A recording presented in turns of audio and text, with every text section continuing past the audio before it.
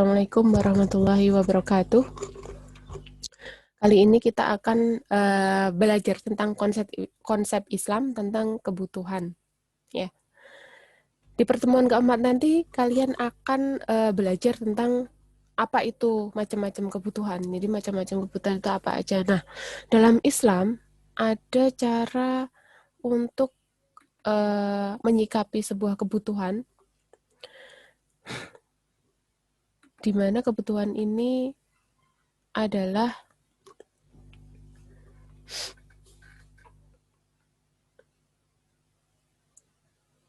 keinginan manusia dalam memenuhi barang dan jasa atau apapun yang dibutuhkan dalam aktivitas kehidupannya. Nah, konsep Islam tentang kebutuhan, sebelumnya kita akan belajar tentang istilah ekonomi. Kemarin kita sudah belajar di pertemuan 1 dan 2, bahwasannya ekonomi itu adalah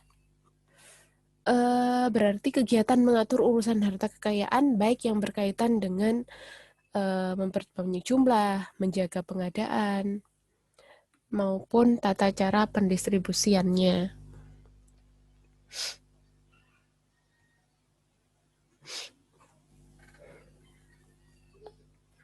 Nah, kemudian bidang ekonomi itu ada 2, jadi ilmu ekonomi dan sistem ekonomi. Ilmu ekonomi adalah memperbanyak jumlah dan menjaga pengadaannya. Ya, jadi ilmu ekonomi itu berperan dengan bagaimana sih memperbanyak jumlah barang dan jasa, dan pengadaannya seperti apa caranya yang paling efisien. Kalau sistem ekonomi adalah tata cara distribusi kekayaan di tengah masyarakat, ya, di tengah masyarakat. Jadi sistem ekonomi itu lebih mengarah pada tatanan perekonomian yang digunakan dalam suatu negara. Sistem ekonomi dalam perspektif ekonomi konvensional adalah sistem ekonomi kapitalisme dan sistem ekonomi sosialis. Kalau kapitalisme itu seperti yang dianut oleh Amerika, Jepang, Eropa, ya, itu adalah menuju kepada pemenuhan kebutuhan individu atau swasta, bebas menguasai ekonomi. Jadi laissez-faire. Jadi siapa yang paling kuat dia yang akan menguasai. Sedangkan sosialisme itu adalah individu tidak boleh menguasai ekonomi. Jadi serahkan sepenuhnya pada negara. Itu dianut seperti Korea Utara, kemudian Uni Soviet dan lain-lain sebagainya. Nah, Vietnam itu semua menganut ekonomi sosialisme. Nah, kalau ekonomi Islam, kita bicara tentang mikroekonominya dulu. Mikroekonomi itu adalah cara untuk memahami cara kerja pasar atau memperkirakan perubahan harga dan jumlah yang diproduksi. Itu pertama. Jadi dalam mikro itu terbentuknya harga. Tentunya harga barang atau jasa itu, serta bagaimana produksinya, untuk siapa diproduksi, itu mikroekonomi. Kemudian untuk membuat keputusan personal dan manajerial. Jadi jika upah naik, akan lebih giat kerja atau tidak. Jika perusahaan menaikkan harga, apakah yang akan dilakukan oleh pesaing? Nah, itu mikroekonomi bicara tentang persaingan dan bagaimana usaha-usaha individu dalam membuat sebuah keputusan manajerial. Kemudian untuk mengevaluasi keunggulan kebijakan publik. Jadi, patutkah pemerintah mencegah atau mendorong merger? Haruskah pemerintah membayar biaya pendidikan kita? Jadi, segala kebijakan yang ada di pemerintah itu tergantung dengan keadaan mikroekonominya. Nah, itu. Kemudian ilmu ekonomi mempelajari dan meneliti bagaimana manusia membuat keputusan. Jadi ini terkait dengan manusia secara individu. Nah, kalau dalam ekonomi Islam, keputusan ekonomi dibuat berdasarkan pengetahuan yang telah dipunyai manusia. Dalam Islam, pengetahuan diperoleh dari 2 sumber, yaitu petunjuk Allah, akal dan pikiran. Petunjuk Allah berupa Al-Quran dan hadis. Nah, di situ manusia diberikan kemampuan untuk mempelajari bidang-bidang seperti tafsir, kemudian ijtihad dan lain-lain sebagainya. Akal dan pikiran ini berkaitan dengan ijtihad, ya, tapi tidak sembarangan orang bisa melakukan ijtihad karena ijtihad sudah tertutup pada saat tertutupnya periode sahabat. Kemudian tujuan ekonomi Islam. Jadi di sini yang membedakan antara ekonomi-ekonomi yang lainnya, ekonomi konvensional.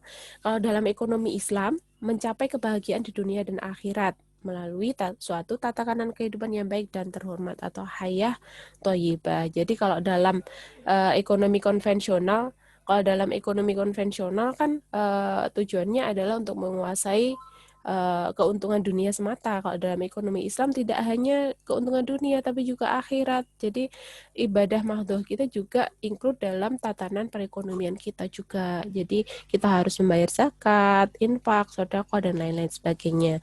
Kemudian maslahah dasar bagi kehidupan manusia terdiri dari 5 hal, yaitu agama, din, jiwa, intelektual, keturunan, material. Kelima maslahah itu adalah sarana untuk mencapai kehidupan yang baik atau yang terhormat. Nah, di sini ya, jadi maslahah ini adalah hierarki pencapaian kebutuhan yang dilaksanakan oleh pelaku ekonomi Islam. Jadi agama itu adalah yang paling utama. Kemudian material ini adalah yang terakhir. Jadi ada 5 kebutuhan yang harus diprioritaskan dalam memenuhinya. Maslahah dicapai jika hidup manusia dalam keseimbangan, sunatullah. Keseimbangan antara lain material, spiritual. Jadi tidak hanya materi tapi spiritualnya juga harus dipenuhi. Kemudian individual, sosial. Jadi kalau kaya sendiri itu juga tidak boleh. Jadi makanya ada zakat. Ketika seseorang sudah mencapai nisab dan haul, maka harus mendistribusikan kekayaannya kepada masyarakat yang lebih membutuhkan. Jadi kalau bisa mustahik zakat itu dengan adanya distribusi pendapatan itu suatu saat bisa menjadi muzaki, dan zakat yang anjurkan adalah zakat yang produktif. Jadi tidak hanya untuk konsumsi saja. Jadi ketika kita membayar zakat, zakat itu kita produktifkan, bisa dalam bentuk kita membuat usaha bagi mustahik zakat. Kemudian diharapkan nantinya mustahik ini bisa mandiri pada masa depannya. Kemudian kesejahteraan di kehidupan duniawi dan ukhrawi. Nah,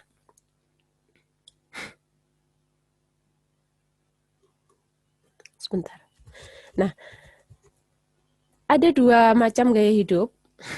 Yang pertama adalah gaya hidup sekuler. Ini adalah kita bicara dengan economic man, istilahnya economic man. Jadi hidup untuk mencari kesenangan jasmani saja, landasan hawa nafsu, tolak ukur perbuatan itu manfaat.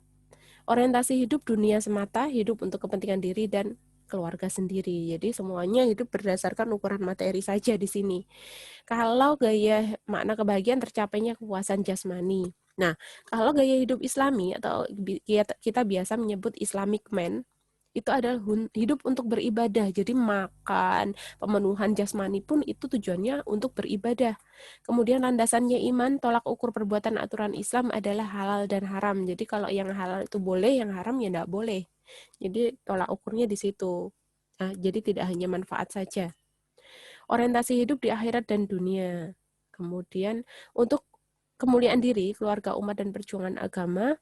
Kemudian makna kebahagiaan adalah ridha Allah. Jadi ridha Allah itu ya sudah dituangkan dalam petunjuk umat Islam, yaitu Al-Quran dan hadis.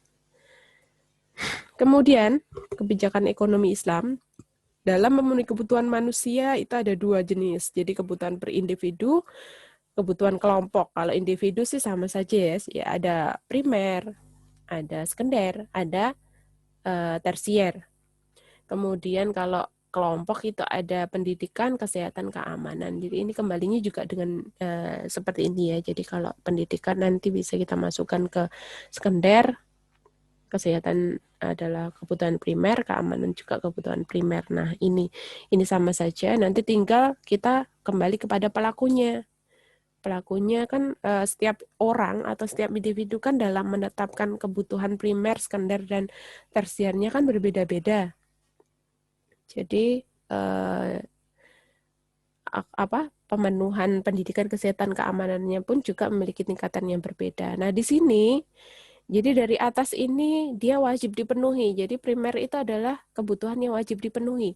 Semakin ke bawah itu adalah tidak wajib tapi dibantu. Jadi maksudnya adalah dalam sistem ekonomi Islam di pemenuhan sekunder pemenuhan kebutuhan pokok itu wajib dipenuhi. Jadi pendidikan, kesehatan, keamanan itu merupakan kebutuhan sosial. Jadi wajib dipenuhi terlebih dahulu, termasuk ke dalam kebutuhan primer.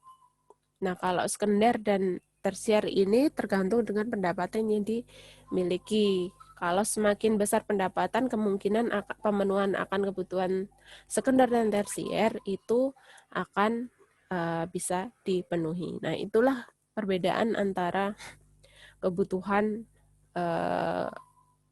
menurut konvensional maupun Islam. Oke, terima kasih banyak. Sekian. Wassalamualaikum warahmatullahi wabarakatuh.